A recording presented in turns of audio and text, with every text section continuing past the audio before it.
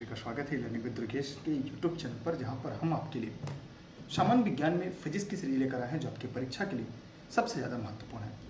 ये सीरीज आप सभी को परीक्षा को ध्यान में रखते हुए सारे जो प्रश्न बैंक है, खासकर अगर हम बात करें तो उत्तर प्रदेश में, क्या उत्तर प्रदेश के आसपास के राज्यों में पिछले 10 से 12 वर्षों में जो भी परीक्षा हुई है उनसे जुड़े हुए सामान्य विज्ञान के कुछ महत्वपूर्ण प्रश्न बैंक की सीरीज है।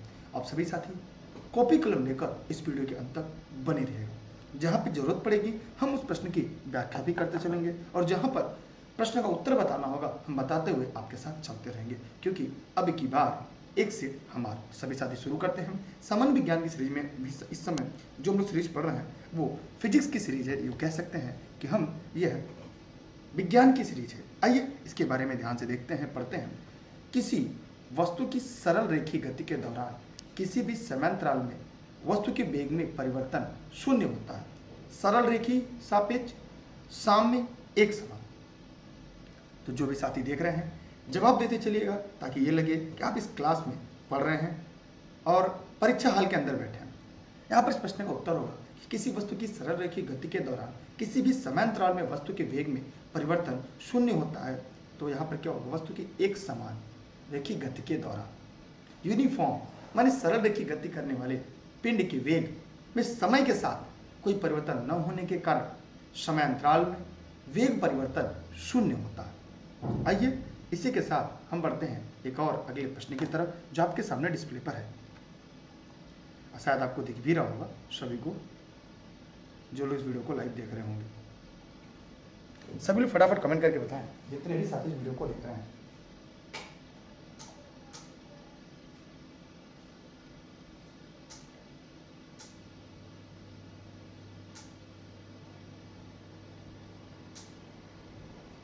सभी लोग फटाफट कमेंट करिएगा जितने भी लोग इस वीडियो को लाइव देख रहे हैं।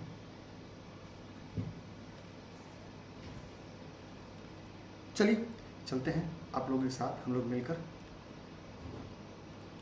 यहाँ पे प्रश्न जो कह रहा है आपके सामने, कह रहा है कि यदि वस्तु समान समय में असमान दूरी तय करती है तो कहा जाता है कि उसकी गति है एक समान, सरल रेखीय, असमान, साम्य। तो बताइए फटाफट कमेंट करके क्या होगा। सभी साथी जितने इस वीडियो को देख रहे हैं जल्दी जल्दी कमेंट बॉक्स में जाइएगा, कमेंट करके बताइएगा।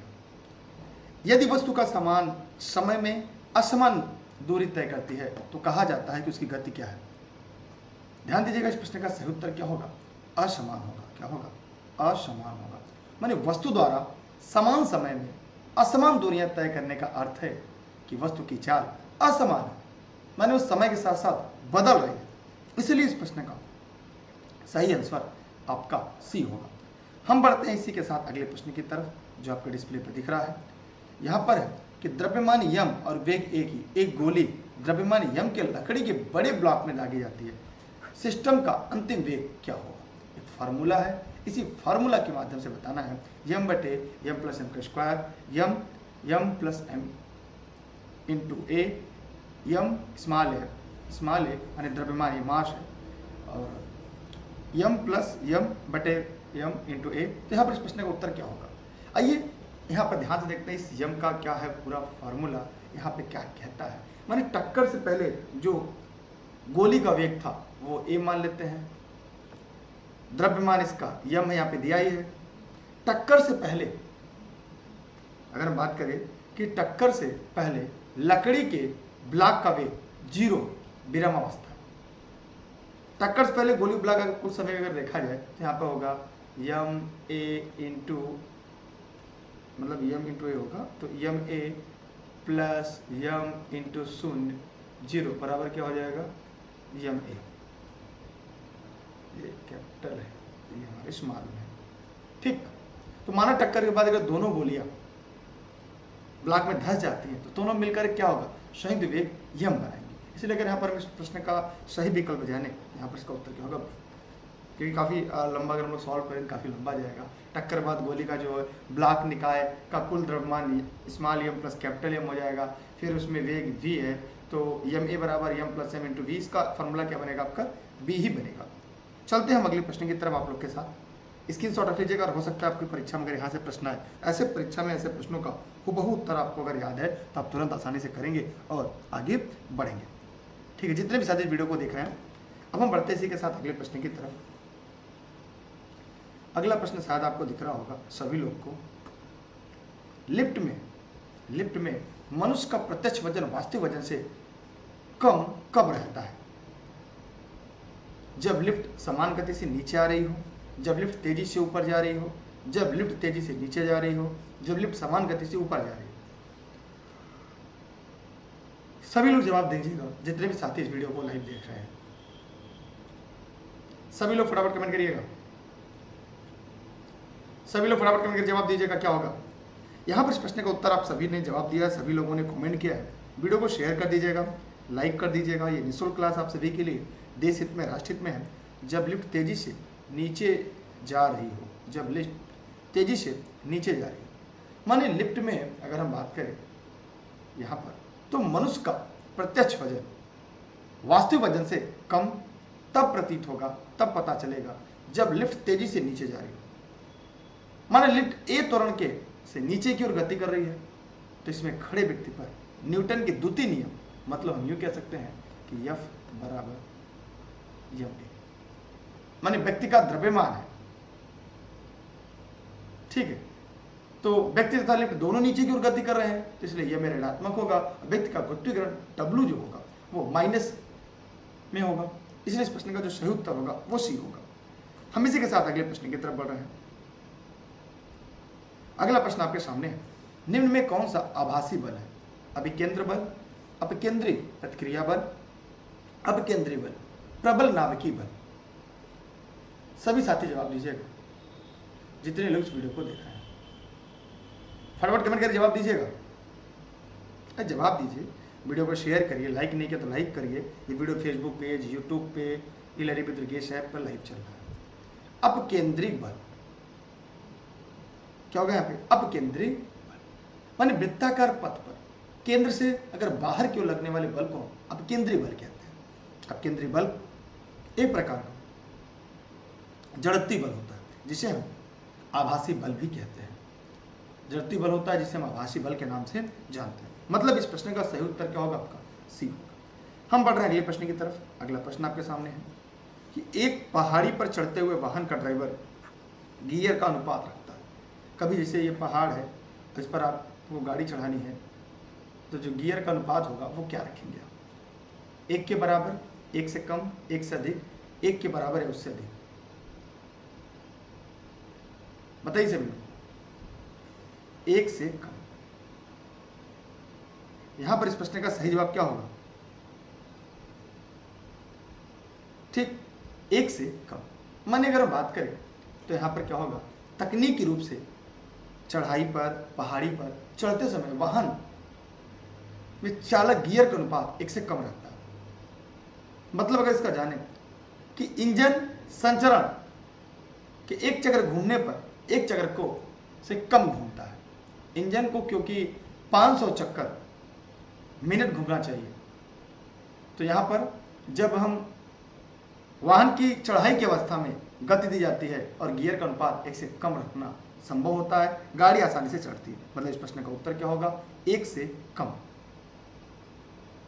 अब लोग कहते हैं कि जो गियर होता है वो 1, 2, 3, 4, तो इसका मतलब कहने का ये होता है कि जब इंजन में जोर ज्यादा लगे और चक्का जो घूमने की गति वो कम हो, तो आपका गाड़ी आसानी से चढ़ जाएगी। इसे कहा जाता है, यहाँ पे जो अनुपात होगा वो 1 से कम होगा, क्योंकि जो पूरा गियर होता है 4 या 5, उसको हम 1 के नाम से जानते हैं। इसलिए इसके साथ अगर हम इसका अनुपातिक योग निकालेंगे तो क्या होगा? 1 से कम होगा। ठीक है, क्योंकि इंजन की स्पीड चलेगी भाई, लेकिन जो गियर इंजन घुमाने की क्षमता होता है वो ज्यादा बलपूर्वक होगा। ठीक, हम बढ़ते हैं अगले प्रश्न की तरफ। अगला प्रश्न आपके सामने है, निम्न में से कौन सा बल क्षयकारी बल है? गुरुत्व बल, घर्षण बल, स्थिर वैद्युत बल, चुंबकीय बल।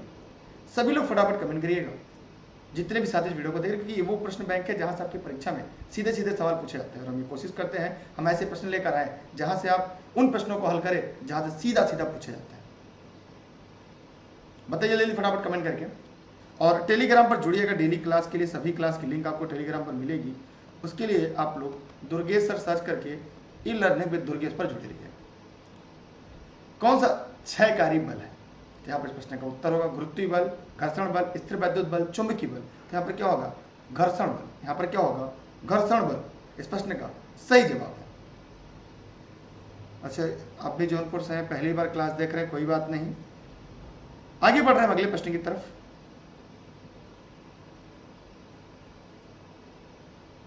अगला प्रश्न आपके सामने है, गतिपालक चक्र भाप इंजन का महत्वपूर्ण हिस्सा क्यों होता है? गति के समान रखने में इंजन सहायता करता है, जड़त्व के संवेग को कम करता है, या इंजन को शक्ति देता है, इंजन की गति को तेज करता है? सभी लोग जवाब जरूर दीजिएगा। यहां पर इस प्रश्न की अगर हम बात करें, जितने भी साथी इस वीडियो को देख रहे हैं, माने गति को एक समान रखने में इंजन की सहायता करता है। अगर गतिपालक की बात की जाए तो सभी लोग इसको पढ़िए, समझिएगा। भाप इंजन का एक महत्वपूर्ण हिस्सा होता है, यह इंजन की गति को समान रखने में मदद करता है, सहायता करता है। हम अगले प्रश्न की तरफ बढ़ रहे हैं आपके साथ। एक वस्तु इतनी दूरी तय करती है जो सीधे समय के वर्ग के समानुपाती हो, उसका त्वरण है वर्धमान, ह्रास माने ह्रासमान, शून्य, अपरिवर्तित। सभी साथी जवाब जरूर देंगे जितने भी लोग इस वीडियो को देख रहे हैं। यहां पर इस प्रश्न का उत्तर होगा अपरिवर्तित, माने डी वालों के जवाब सही है। चलिए, इंग्लिश में भी प्रश्न उपलब्ध कराया जाएगा। हम बढ़ते अगले प्रश्न की तरफ। अगला प्रश्न आपके फ्री डिस्प्ले पर है। 4 किलोग्राम द्रव्यमान वाली किसी वस्तु पर बल लगाने से उसका वेग 5 सेकंड में 15 मीटर प्रति सेकंड से 25 मीटर प्रति सेकंड हो जाता है, तो लगाए गए बल की गणना करें।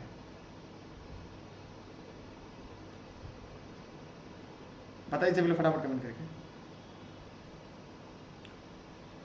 यहां पर अगर इस प्रश्न का अगर आंसर हमें ज्ञात करना हो तो वस्तु का जो द्रव्यमान है, अगर हम यह बात करें, वस्तु का जो द्रव्यमान है कितना है, दिया है 4 kg।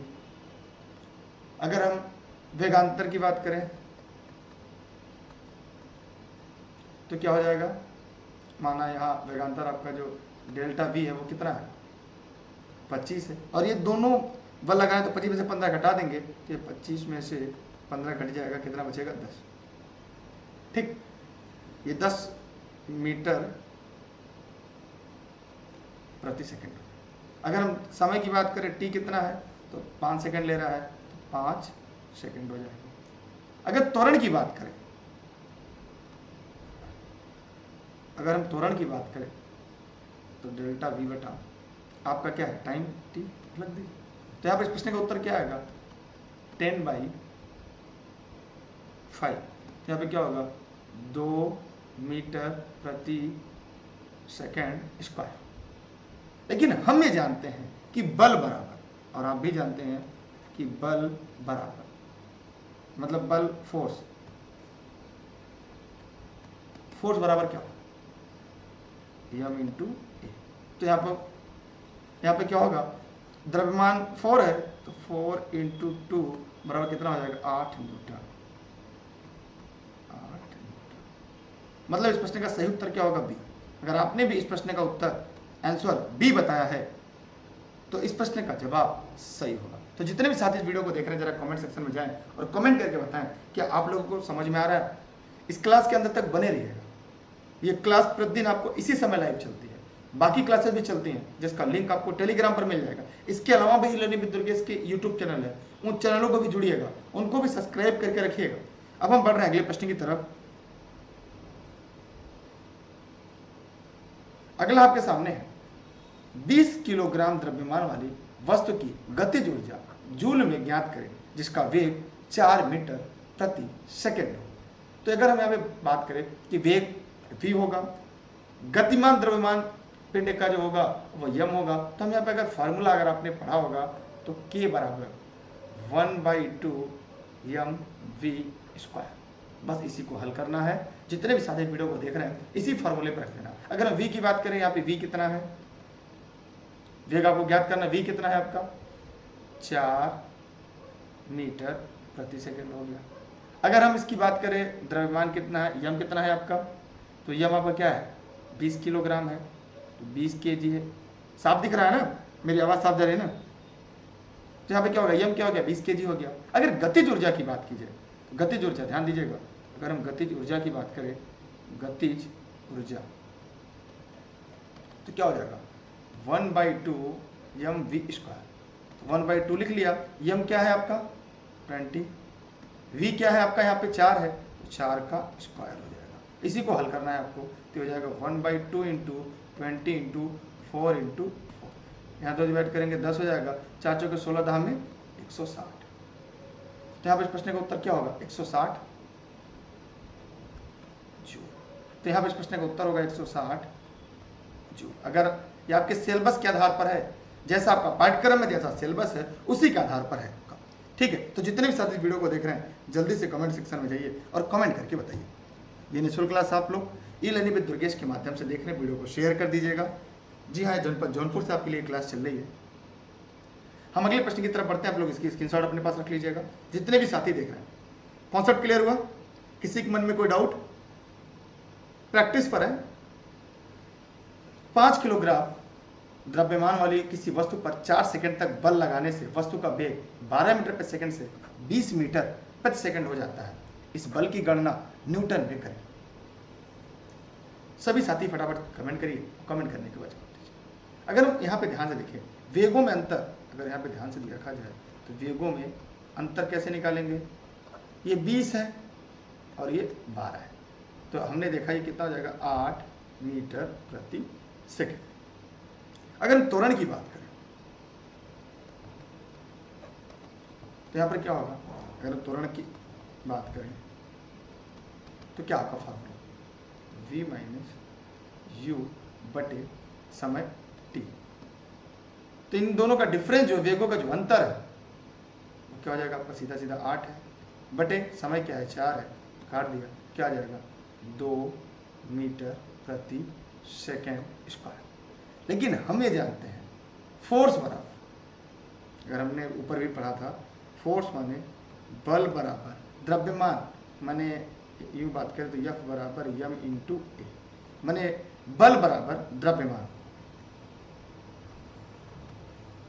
इंटू क्या करेंगे ए माने त्वरण, बस इसे गुणा कर दीजिए। तो यहाँ पर क्या होगा, ये 5 इंटू 2, 5 गुणे 2 करेंगे तो क्या हो जाएगा 10 न्यूटन, क्या हो जाएगा आपका आंसर 10 न्यूटन, माने 20 प्रश्न का सही जवाब है। अगर आपने भी इस प्रश्न का जवाब बी दिया है तो आपका जवाब सही था। वेगों अंतर बटे समय निकाल दिया, 2 आ गया, फिर बल बराबर द्रव्यमान गुणे त्वरण कर दिया, यह बराबर है इंटू ए। क्लियर हो गया? किसी के मन में कोई प्रश्न है, कोई डाउट हो, कोई सवाल हो तो पूछ सकता है। हम आगे बढ़ रहे अगले प्रश्न की तरफ।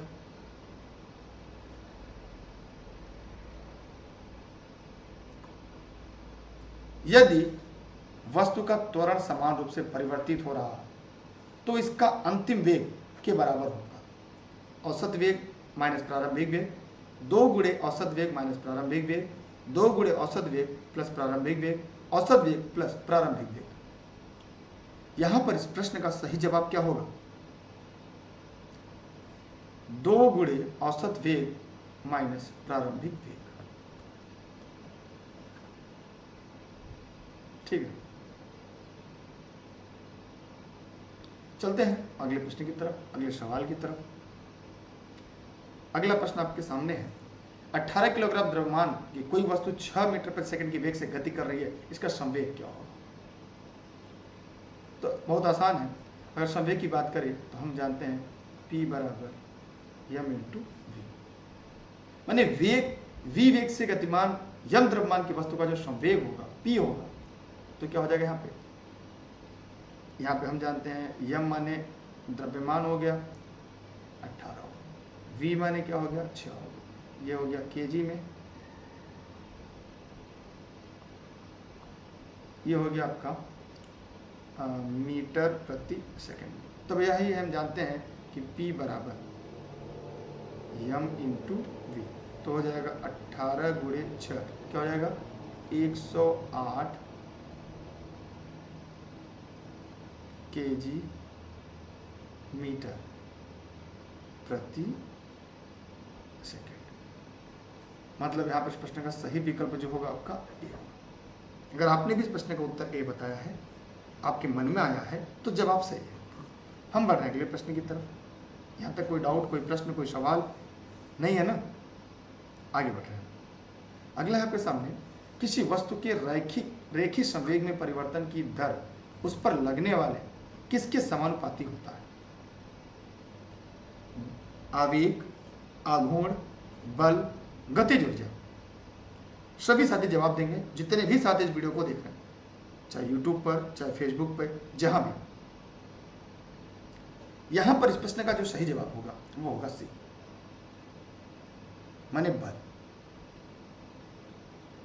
न्यूटन की गति के द्वितीय नियम की बात करें हम, तो किसी वस्तु के रेखीय संवेग परिवर्तन की दर उस पर आरोपित बल के बराबर होता है। ठीक, हम चलते हैं अगले प्रश्न की तरफ। सभी लोग वीडियो को शेयर कर दें, टाइम से क्लास में जुड़ जाया करें। अगला प्रश्न आपके सामने है, किसी उपग्रह में किसी अंतरिक्ष यात्री द्वारा गिराया गया चम्मच फर्श पर गिर जाएगा, अचल रहेगा, उपग्रह की गति का अनुसरण करता रहेगा, स्पर्श रेखीय दिशा में चला जाएगा।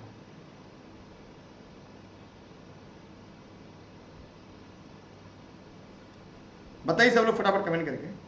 देखिए, किसी उपग्रह में किसी अंतरिक्ष यात्री द्वारा गिराया गया चम्मच क्या होगा? जैसे उपग्रह चल रहा है तो उसमें क्या होगा? उपग्रह की गति से गति का अनुसरण करता रहेगा। माने कोई भी वस्तु अगर उपग्रह से गिरा दी जाए, उसी के साथ साथ वो चलता रहेगा। मतलब इस प्रश्न का उत्तर सी होगा। कोई भी वस्तु, जैसे पेन गिरा देंगे उपग्रह से तो उसी के साथ साथ चलता रहेगा, वो नीचे नहीं गिरेगा। अगले प्रश्न की तरफ बढ़ते हैं। अगला प्रश्न आपके सामने है, अपेक्षिकता के विशेष सिद्धांत के अनुसार किसी कण का जो द्रव्यमान है वो क्या है? एक प्रेक्षक के संबंध में वेग में बढ़ोतरी के साथ बढ़ता है, वेग में बढ़ोतरी के साथ घटता है, वेग में कमी के साथ घटता है, अपने वेग से मुक्त रहता है। जवाब जरूर दीजिएगा। यहां पे इस प्रश्न का सही जवाब क्या होगा? एक प्रेक्षक के संबंध में वेग में बढ़ोतरी के साथ बढ़ता है। मतलब इस प्रश्न का सही जवाब ए होगा। अगर आपने भी इस प्रश्न का उत्तर ए दिया है तो जवाब सही है। हम अगले प्रश्न की तरफ बढ़ते हैं। जब किसी पिंड को द्रव में डुबाया जाता है तो उस पर कौन सा बल कार्यरत हो जाता है? उत्क्षेप, भार, द्रव्यमान, ए और बी दोनों।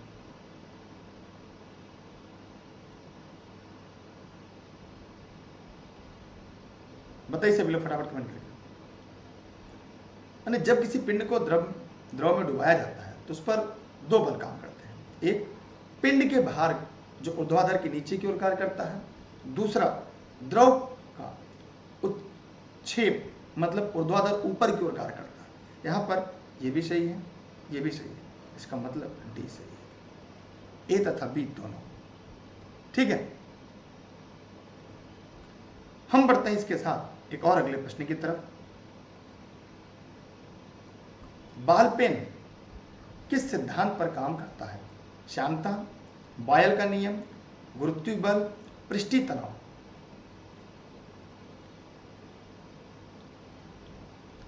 सभी लोग जवाब जरूर दीजिएगा। सभी साथी, डेली क्लास आपके लाइव चलती है। देखिए यहां पर क्या होगा?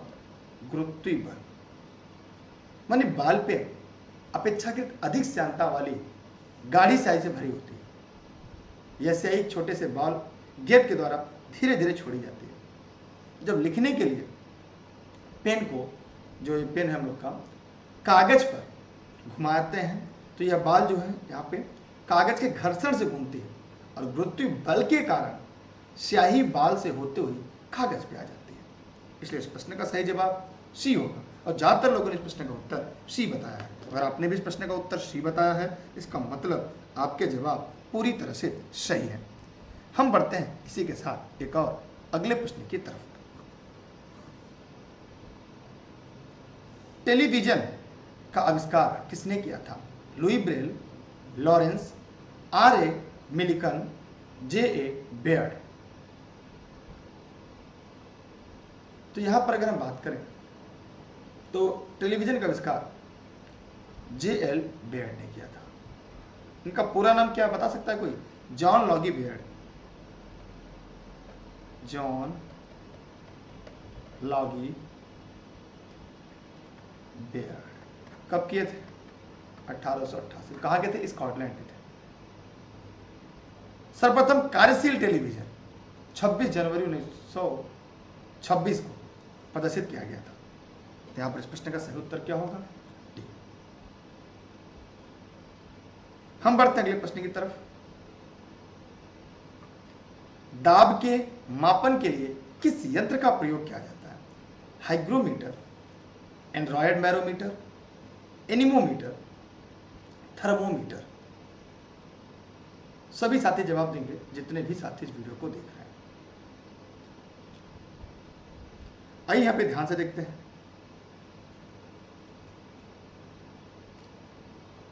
Android barometer. हाइग्रोमीटर नामक यंत्र से वातावरण में उपस्थित आर्द्रता का मापन किया जाता है। यह यंत्र को साइक्रोमीटर भी कहते हैं। इसी को क्या कहते हैं? साइक्रोमीटर भी कहते हैं।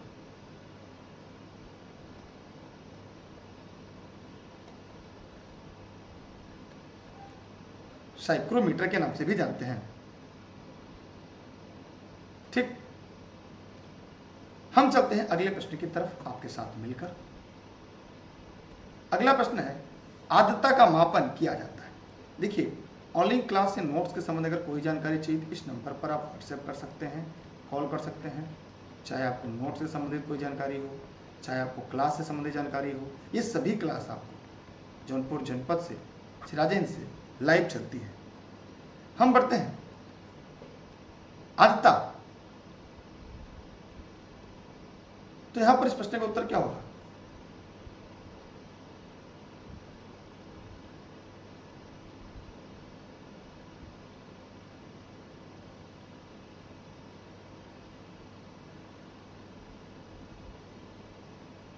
यहां पर हाइग्रोमीटर। क्या होगा इस प्रश्न का उत्तर? हाइग्रोमीटर होगा। यहां पर हम लोगों ने देखा कि सॉरी, यहां पर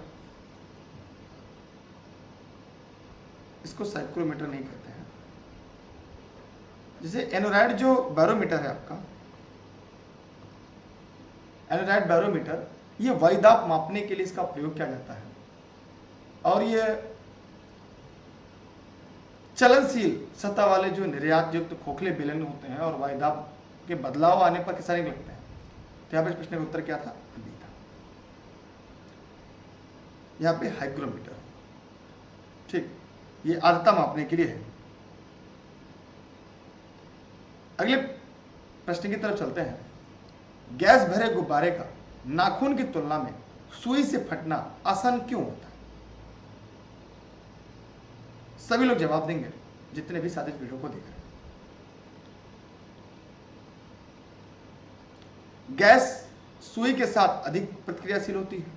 सुई गुब्बारे पर नाखून की तुलना में अधिक दाब डालती है। नाखून गुब्बारे में सुई की तुलना में अधिक दाब डालती है। नाखून सुई की तुलना में अधिक लंबा होता है। बताइए सभी लोग फटाफट कमेंट करके। जी हाँ, यहां पर इस प्रश्न का उत्तर होगा कि सुई गुब्बारे पर नाखून की तुलना में अधिक दाब डालती है। माने गैस से भरा गुब्बारा नाखूनों की तुलना में सुई से आसानी से फट जाता है, क्योंकि सुई जो होती है नाखून की तुलना में गुब्बारे पर अधिक दाब डालती है। हम जानते हैं कि दाब और क्षेत्रफल में अगर सूत्र की देखा जाए तो दाब बराबर क्या होता है?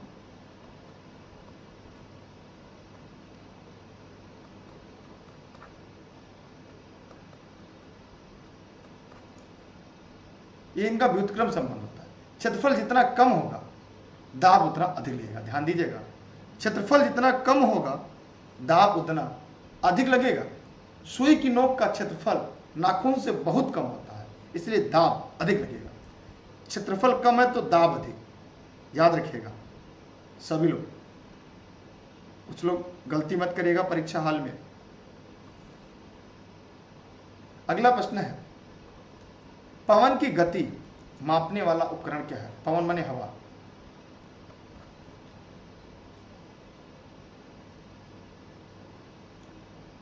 Altimeter, anemometer, chronometer, dosimeter. सभी लोग फटाफट कमेंट करिएगा, सभी लोग, क्योंकि हमने नोट्स में पढ़ा, अगर आपने नोट्स पढ़ा होगा या जौनपुर जनपद में जाके आपने पढ़ा होगा क्लास में, तो आपको चीज़ें क्लियर होंगी। माने पवन गति वेग को मापने वाला जो उपकरण है वो एनीमोमीटर। क्या होगा आपका? एनीमोमीटर, मतलब यूं कह सकते हैं। इस प्रश्न का सही जवाब बी होगा। ठीक है, हम बढ़ते हैं इसके एक और अगले प्रश्न की तरफ। आप लोग टेलीग्राम पे जुड़ जाइएगा, और टेलीग्राम पर अभी तक जो नहीं जुड़े हैं वो दुर्गेश सर सर्च करेंगे, टेलीग्राम ऐप इंस्टॉल करके e learning with Durgesh app से ज्वाइन कर लेंगे। सभी क्लास की लिंक आपको यहाँ से मिल जाएगी। अपेक्षित घनत्व का मात्रक क्या है, कौन कौन सी क्लास कितने बजे चलती है, आपको टाइम पता ही होगा जो डेली क्लास पढ़ते हैं। अगर हम अपेक्षित घनत्व की बात करें, जितने लोग इस वीडियो को देख रहे हैं, तो जरा कमेंट करके बताइए क्या होगा। किग्रा माने केजी मीटर क्यूब, ग्राम प्रति semi cube, milligram millimetre cube, कोई मात्रक नहीं।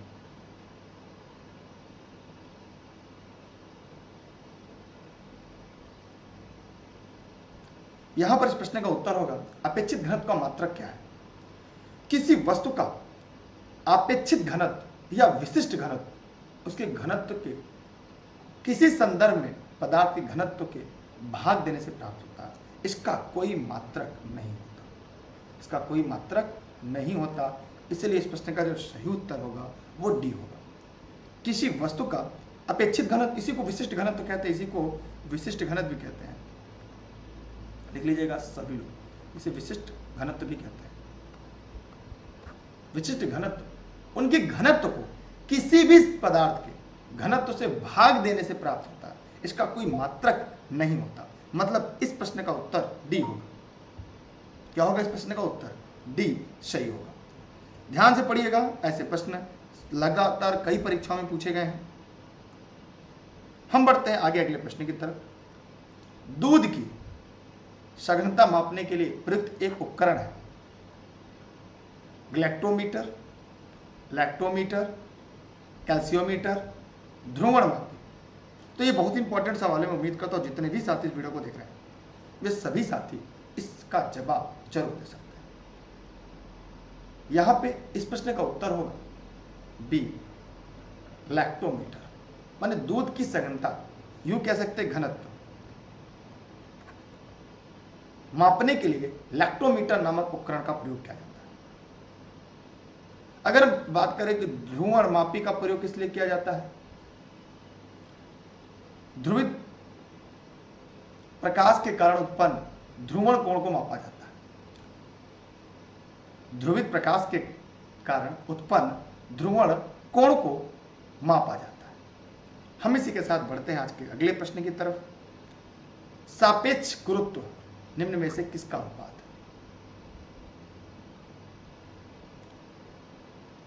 बताइए सभी लोग। पदार्थ का घनत्व और जल का घनत्व, पदार्थ का घनत्व और 0 डिग्री सेल्सियस पर जल का घनत्व, 4 डिग्री सेल्सियस पर जल का घनत्व और पदार्थ का घनत्व, पदार्थ का घनत्व और 4 डिग्री सेल्सियस पर जल का घनत्व।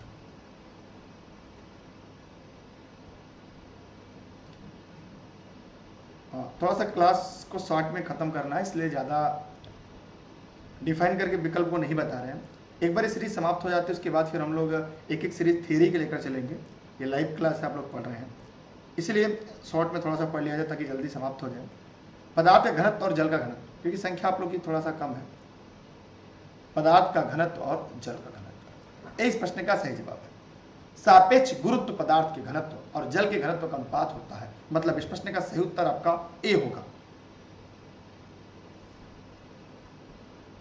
अगला प्रश्न है निम्नलिखित में से किसकी कोई बीमा नहीं होती? बीमा विकृति, कोणीय वेग, संवेग, कोणीय संवेग।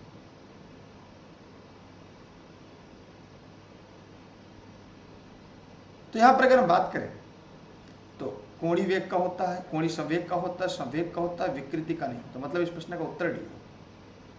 वस्तु के आकार या आकृति में होने वाले भिन्नात्मक परिवर्तन को विकृति कहते हैं। अगर विकृति बराबर अगर देखा जाए,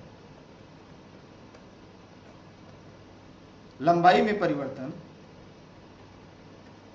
लंबाई में परिवर्तन बटा प्रारंभिक लंबाई, सभी लोग लिख लीजिएगा।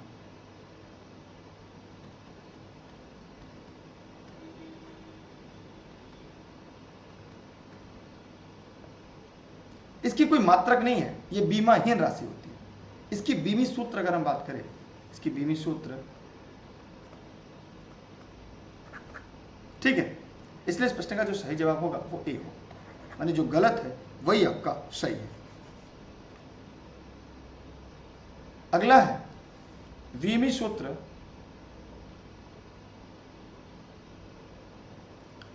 आपके सामने शायद दिखाई दे रहा होगा, एक प्रत्यास्थता गुणांक को लेकर है। माने कि प्रत्यास्थता गुणांक की अगर हम बात करें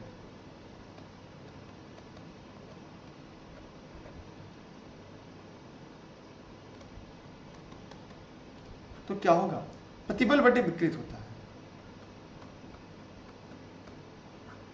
विकृति। अगर हम प्रत्यास्थता गुणांक की बात करें तो यहां पर एक और आता है, सूत्र ही इसका है, प्रत्यास्थता गुणांक बराबर बल बटे आपका क्षेत्रफल हो सकता है, बल या क्षेत्रफल होगा। बटे की बात करें हम तो लंबाई में वृद्धि होगा,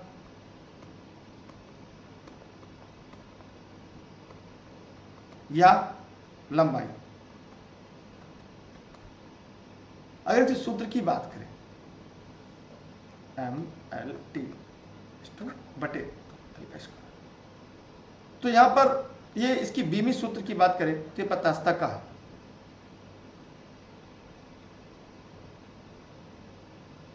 ठीक है, हम अगले प्रश्न की तरफ चलते हैं। अगला प्रश्न है, बल का एसआई मात्रक क्या है?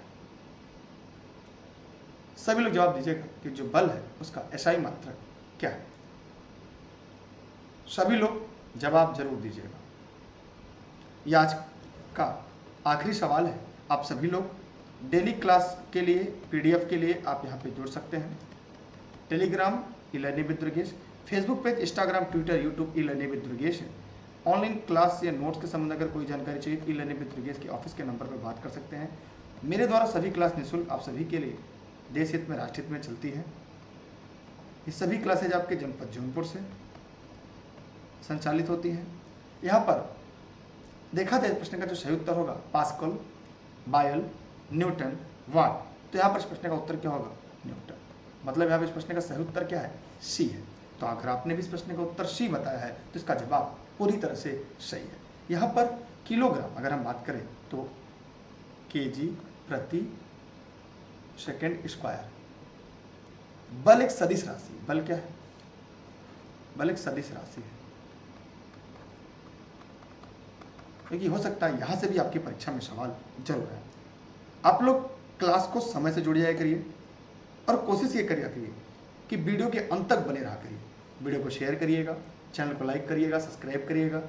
फेसबुक पे देख रहे हैं तो फॉलो और लाइक करके रखिएगा। बाकी कहीं भी देख रहे हैं अपने सभी साथी मित्रों को शेयर करिएगा। आप सभी का thank you, best of luck. क्योंकि अब की बार एक सीट हमारा। रेस के घोड़े हमेशा रेस में अच्छे लगते हैं, खेत में नहीं। और आप एक रेस के घोड़े हैं। जय हिंद, जय भारत, थैंक यू। हाँ, अब अगली क्लास में मिलते हैं, तब तक के लिए बाय बाय। क्या आप भी सरकारी शिक्षक बनना चाहते हैं? तो आज ही ई-लर्निंग विद दुर्गेश के साथ जुड़कर अपने सपनों को साकार करिए। जी हाँ, यहाँ पे ढेर सारी किताबों का झंझट हुआ खत्म। अब आपको सभी शॉर्ट नोट्स हार्ड कॉपी घर बैठे ई-लर्निंग विद दुर्गेश से मिल जाएगी। और इसके साथ आप हमारे ऑनलाइन क्लासेस ज्वाइन करके भी सारी तैयारी कर सकते हैं, क्योंकि अब की बार एक सीट हमारी। ऑनलाइन क्लासेस में practice sheets, model paper, online live और रिकॉर्डेड सेशन और पीडीएफ नोट्स भी। ई-लर्निंग विद दुर्गेश का ऐप प्ले स्टोर से डाउनलोड करें और शुरू कीजिए अपनी लर्निंग जर्नी। अधिक जानकारी के लिए कॉल करें 6306344367 7355 179 012।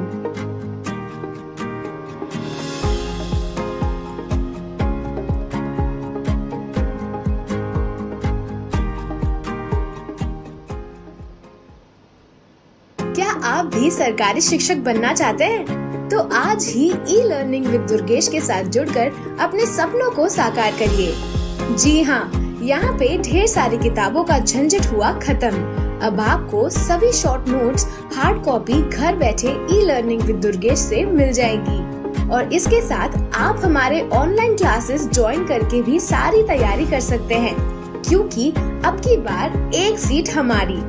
ऑनलाइन क्लासेस में practice sheets, model paper, online live और रिकॉर्डेड सेशन और पीडीएफ नोट्स भी। ई लर्निंग विद दुर्गेश का ऐप प्ले स्टोर से डाउनलोड करें और शुरू कीजिए अपनी लर्निंग जर्नी। अधिक जानकारी के लिए कॉल करें 6306344367 7355 179 012।